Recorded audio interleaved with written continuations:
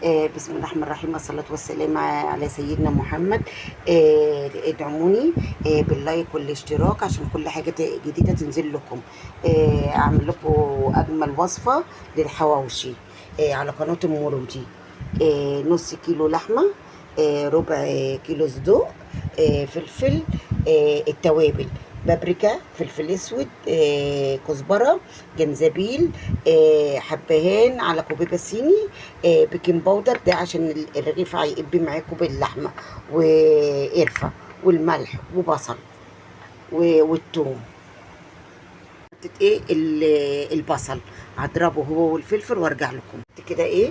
الاربع فصوص توم هيدوم نكهه وتستعلي جامد قوي. هنحط الفلفل كمان معاه عشان نضرب كله مع بعض.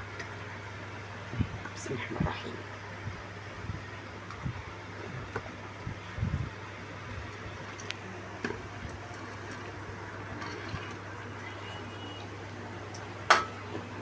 دلوقتي انا هحط اللحمه اهي. بصوا اهي دلوقتي اعملها بايديا، وهتشوفوا انا البصل ده اللي ضاعف الدنيا الفلفل اللي انا حطيته. هتشوفوا النص كيلو هيبقى قد ايه. بسم الله ما شاء الله. بصوا هحط طبعا ده الملح، ده الكوبيبه الصيني على الحبهان، الجنزبيل، دي الكزبره، ده القرفه، البابريكا،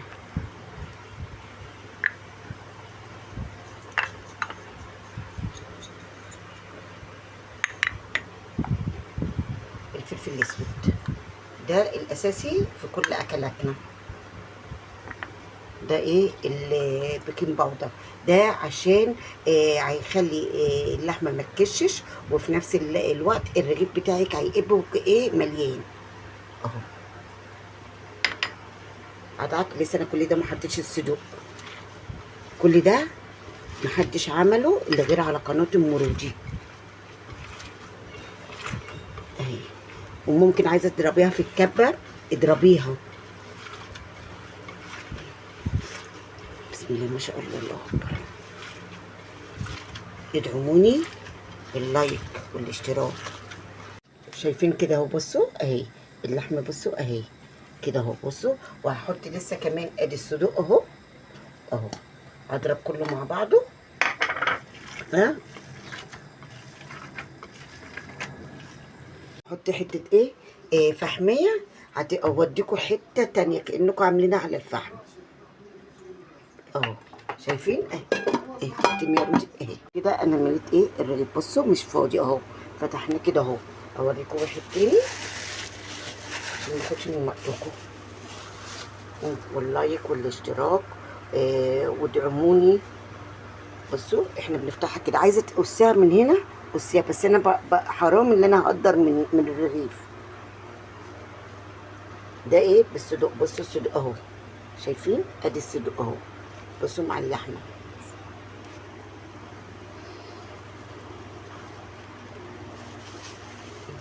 شايفين اهو.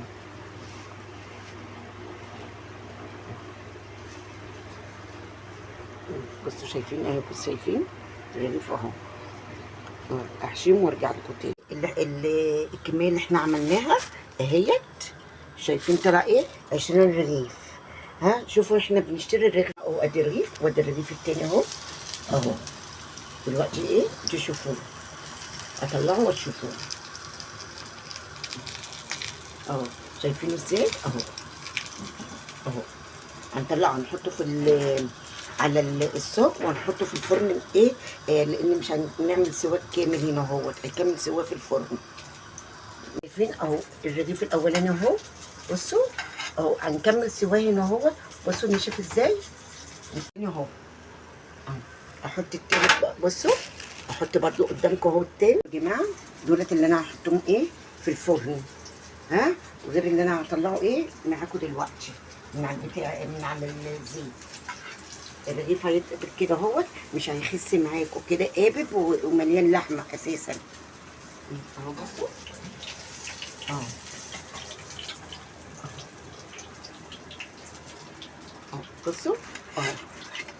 هحطه في البوتاجاز اهو كده. انا حطيته في الفرن اهو كده. انا طلعت ايه حته فحمه وولعتها كاني ايه حاطينه على الفحم، عاملينه على الفحم.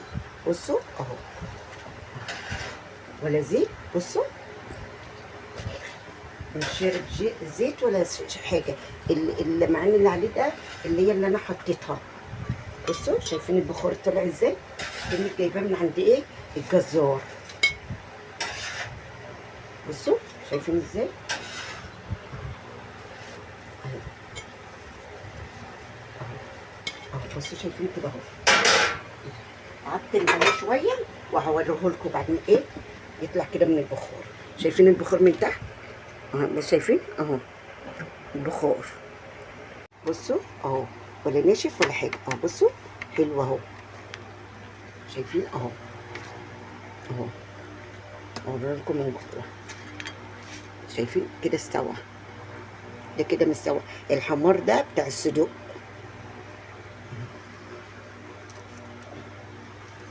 شايفين اهو، شايفين القرمشه بتاعته.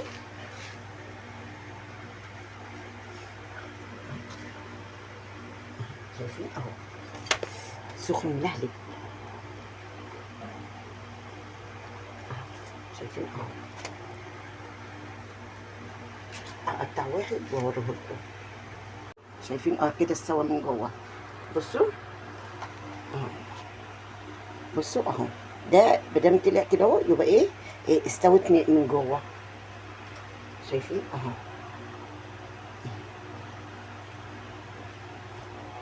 ده الشكل النهائي بتاعهم. وفي كلمة عايزة أقولها لكم معلش حبايبي.